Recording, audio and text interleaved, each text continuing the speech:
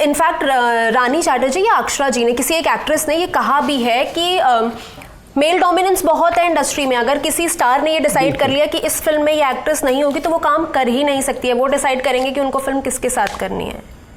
मैं डिनाई नहीं करूँगी इस बात को।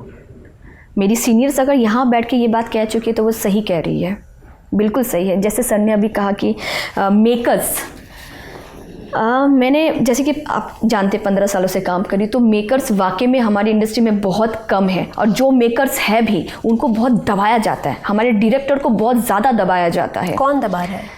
अब तो सब जान ही रहे कि क्या है मामला। तो डायरेक्टर लोग सर मैम दब जाते हैं, प्रोड्यूसर कुछ नहीं कर पाता क्योंकि वो अच्छे से जानते हैं कि व्यूज़ यहाँ से आ रहा है तो उन्हें पैसा कमाना है, इसलिए वो अपना मुंह ही बंद कर देते हैं। डायरेक्टर हमेशा कहता है कि इस फिल्म में ये फेस, ये बॉडी लैंग्वेज, ये इनकी ये एक्ट यहाँ पे ये अच्छा सेट होगा, ये कैरेक्टर उनके लिए बेटर है। बट कुछ लोग इनमें ऐसे हैं जो लीड में हैं, कहते कि नहीं फलाना मेरी गर्लफ्रेंड है तो मैं उन्हीं को लूँगा, आप इनको नहीं ले सकते हैं, आप लेंगे तो फिर मैं नहीं काम करूँगा। ऐसी सारी चीज़ें मैंने झेली भी है। आप सर गलत नहीं है, मैं डिनाई नहीं करूँगी, लेकिन ठीक है आप घर की बात मत बोलिए। थर्ड पर्सन को इतना नहीं पता चलना चाहिए कि मेरे घर में क्या हो रहा है। नहीं, अगर किचन है, इसमें 2 थालियाँ है, आप धोने जाएंगे तो थोड़ी आवाज़ तो होगी ही। मैं मानती हूँ, बट क्या कर सकते हैं, हम तो कोशिश कर रहे हैं। और इसी सब चीज़ों के चक्कर में मुझे बहुत सारी फिल्में गंवानी पड़ी।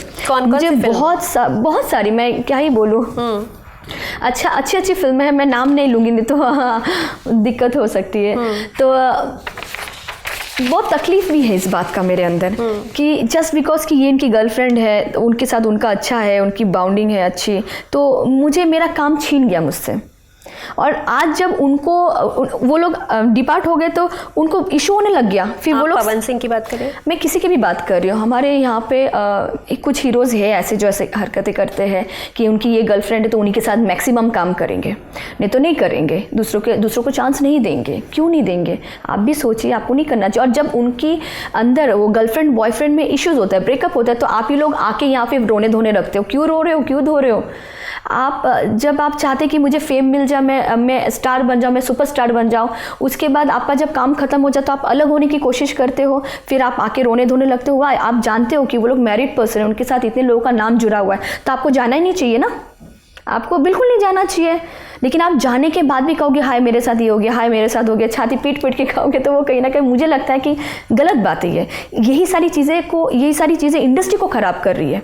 और इसमें कंटेंट मर रहा है, मतलब कंटेंट से कॉम्प्रोमाइज़ हो रहा है इसके चक्कर में। हाँ, अच्छी फिल्में बनना बंद हो गया, हमारे पास अब थिएटर तक नहीं रहा। एक वक्त था जब हमारे पास 500, 600, 700 थिएटर्स हुआ करते थे, सिंगल थिएटर्स की बात कर रही हूँ। आज वो कहीं नहीं है, वो 40-50 तक आके ख़त्म हो गया। उसमें भी फिल्में नहीं लग पा रही है क्योंकि थिएटर्स की हालत ही बहुत ख़राब है। लेकिन फिल्म तो बन रही है खैर, बट वो लेवल की फिल्म अब नहीं बन रही है क्योंकि कोई प्रोड्यूसर बनाना ही नहीं चाह रहा है, कोई अच्छी इंडस्ट्री का कोई मेकर आना ही नहीं चाह रहा है। आप सर इतना कह रहे हैं तो मैं आपसे भी रिक्वेस्ट करूंगी, प्लीज़ आप आइए हमारी भोजपुरी में। आपको लगता है कि हमारी भोजपुरी कचरा है या कीचड़ है इसमें, तो आप प्लीज़ आइए, आपका मोस्ट वेलकम करते हो। और कमल खिलाइए इसमें, आप कुछ बदलिए, तो क्या पता सच में कुछ बदले, तो हम लोग भी बहुत खुश हो जाएंगे कि हाँ अब हम आर्टिस्ट को काम मिलने लगा है। नहीं तो यहाँ पे आर्टिस्ट को काम नहीं मिलता, यहाँ पे गर्लफ्रेंड लोगों को बहुत काम मिलता है। I am very sorry to say this. No, that's the reality. और वो दिखता है बाहर, लोग नोटिस करते हैं। और कुछ लोग ये कहते हैं मेरी तो जोड़ी बनी है इसलिए मैंने काम किया। नहीं, जोड़ी बनी नहीं है, जोड़ी को ज़बरदस्ती बनाया गया है। कोई डायरेक्टर नहीं चाह रहा है कि इसमें ये रहे या वो रहे। बहुत उन लोगों को बहुत अफसोस भी होता है, लेकिन वो भी क्या करें, उन्हें भी तो काम करना है, घर द्वार चलाना है, रोटी कमानी है, क्या कर सकते हैं। पीआर को लेकर के भी आपकी इंडस्ट्री की एक एक्ट्रेस ने बोला था कि खेसारी जी और पवन जी का जो झगड़ा होता है, ये उन्होंने कहा था कि एकदम पीआर स्ट्रैटेजी। उनका जब कोई गाना आना होता है तो दोनों झगड़ने लगते हैं ताकि लोग गूगल पे जाके सर्च करें, उनका गाना मिलियन हो जाए। मैम जहाँ तक बात है मिलियन करवाने की, तो अब मैं आपको एक और बात कहूँ, अभी पीआर से भी काम नहीं चल रहा है, गाना हिट हो ही नहीं रहा है, तो वो लोग क्या करें, अपने जेब से अपने बैंक से कुछ पैसा निकाल के चैनल्स को दिया जा रहा है कि ऐड लगाइए, गूगल ऐड लगा के उसको चलाइए। अब यहाँ तक नौबत आ गई है, मैं इससे आगे क्या ही बोलूँ। चीज़ें नहीं चल रही है। एक्चुअली बात है कि वो लोग जानबूझ करके सच में करते हैं। मैं एकदम बिल्कुल प्योरली खुल के बोलना चाहूँगा, मैं कोई इसमें इफ बट नहीं। वो लोग प्लान करते हैं उस तरीके। आप इधर 2-4 दिन पहले खेसारी लाल यादव किसी एक एक्ट्रेस के साथ जिम के अंदर का वीडियो उनका वायरल हुआ। वो जानते हैं वो कुछ भी करेंगे, बाइक लिए मोटरसाइकिल लिए लाइव आएंगे। वो जानते हैं कि कैसे फैन फॉलोइंग को कैश करना है, वो जो उनको लोग चाहते हैं उसको कैसे भंजाना है, उनको अच्छे से आता है। वो एक मास्टर है इस चीज़ में, अपने फॉलोअर्स को कैश करने में। और फॉलोअर्स तो भोले भाले हैं, उनको बस कैसे फॉलोअर्स भोले भाले, राइट।